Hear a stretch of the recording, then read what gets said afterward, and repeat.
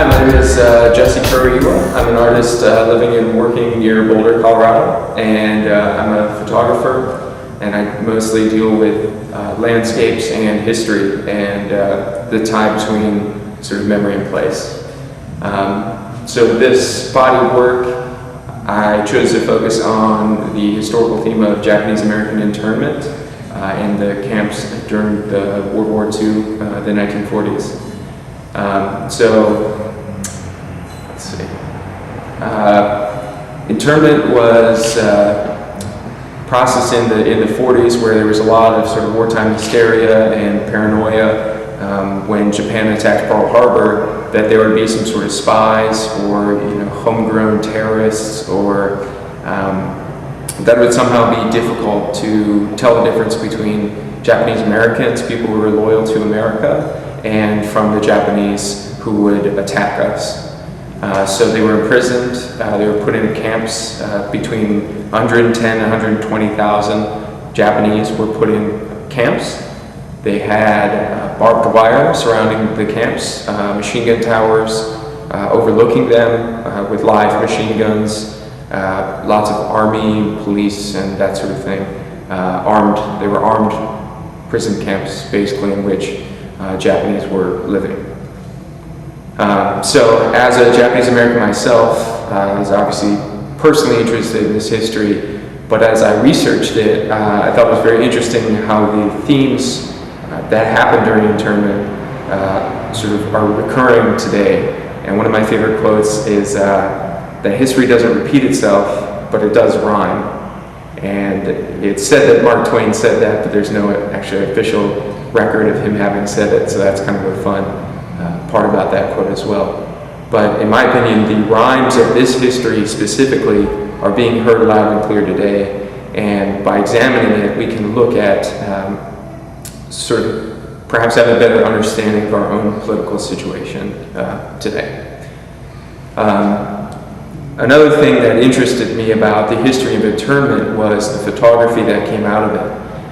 And today we're able to study three major photographers that came out of, that were in the camps working, taking photographs in the camps, and had their work come out of that. The first is a very famous photographer, Ansel Adams. His work stood for a very long time as the only photographic record of the camps, or at least the only widely known photographic record. So it sort of became the photo history of internment and what it was like. The second photographer was Dorothea Lange, who is obviously a very famous photographer for the FSA during the Dust Bowl. And her photographs took a more critical stance than Ansel Adams' photographs, and many of them were impounded. They were confiscated by the U.S. Army until the 1990s, the late 1990s. So her photographs they were a little bit more critical. They showed a little bit of the barbed wire. They showed a little bit of some of the poor conditions of the camps. They were sort of never allowed to become a part of history. The third photographer that came out of the camps was named Toyo Miyatake, and he was a Japanese American, actually a hero, who snuck a camera and film into the camps and was photographing from within them. So his photographs also did not become a part of internment history. So I was talking about Ansel Adams and his photographs. He has a book called Born Free and Equal, and it's kind of ironic of a title now, knowing what happened in these camps. And the photos are also very, very bizarre. It's all Japanese and Japanese American people, no other races. They're all usually dressed up in their sort of Sunday best. They're all smiling with big white teeth, and they look very enthusiastic and sort of happy to be in front of the camera, and they're in this desert background. So they're very weird photographs. But he never once showed a guard tower. He never once showed a machine gun. He never once showed a barbed wire fence in any of his photographs that were published. So what you have is sort of a photographic history where a lot of the bad stuff that came out of internment is really repressed. It's sort of repressed in that history. It was repressed in other ways as well. So for my works, and these three works here embody that, I decided to try to depict some of the more serious aspects of internment, some of the more sort of physically violent, psychologically violent, and constitutionally violent aspects of what occurred in the camps. So these three photographs here depict sites where people were shot and killed, and they were shot and killed oftentimes without much sort of prosecution of the people, the guards who ended up shooting them, for reasons that really I don't think warrant the use of violence. You know, at the time, you know, if you think, you know, these people were considered the enemy, they were considered dangerous, perhaps, and, you know, obviously you feel for the guards and the people in the army who are sort of just trying to do their job and to serve their country, right? And they got put in these situations. But these are times when people definitely went overboard.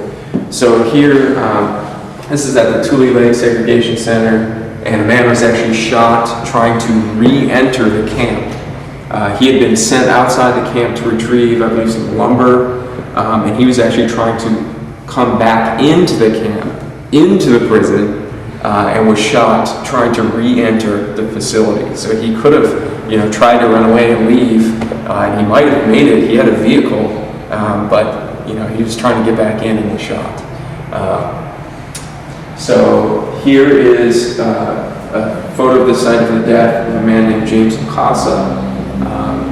He was shot near this fence, about 5 feet inside this fence, and the autopsy that they did on him after his death found that he was actually facing the soldier who shot him. So initially, you know, it was said he was trying to escape the camp and was shot, in which case, you know, he probably would have been shot through the side or the back, but he was actually shot facing the man who killed him.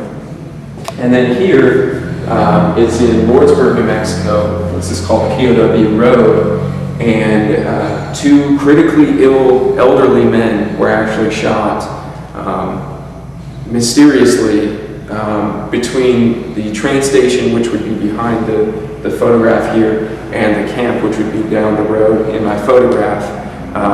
The men who were of healthy age were forced to march, and the 2 elderly men who couldn't even make the march were somehow shot while before they got into the camp. And you know, I know there's sometimes elderly prisoners, but typically it's not critically ill elderly gentlemen who can't even march a mile. So these were 3 of those sort of very serious, very violent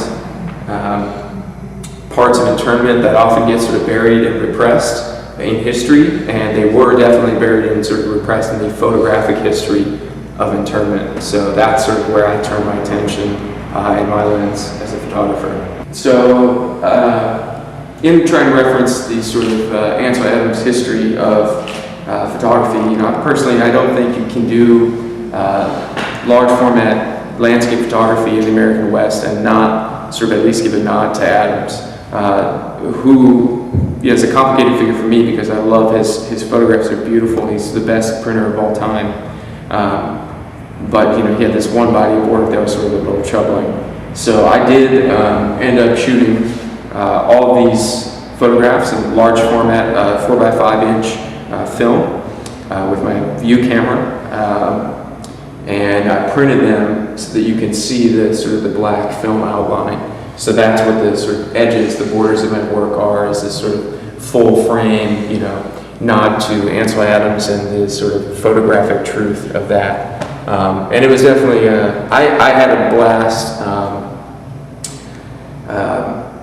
I had some, you know, some fun. Obviously, it's a very serious history, so a lot of amazement and wonder of being able to explore the American West and be in these places that are really pretty hard to live in. So there's not a whole lot happening around them. A lot of them were often pretty hard to find. Some were easier, some were harder. This one here is Manzanar, which is where Adams was shooting, and it is easy to find. It's one of the best sort of preserved camps. You can see they have some signs where you can get some information. There's this sort of funny sign, orchard. Of course, it was an orchard. It is now just a dry patch of land. You know, they have some historical markers there. Those are easy to find. Others have a few historical markers, like this one here. This is in outside of Moab, Utah.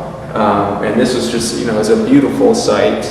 So it's easy for me as a photographer just to sort of point my lens the direction I need to go and sort of let nature do the work for me in terms of making everything beautiful there.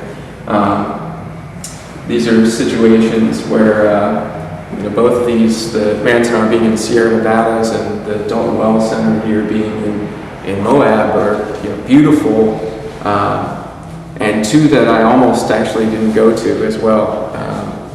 This Manzanar trip was one of my favorite just sort of photographic moments of photographing all of these. I was in LA to shoot a different image.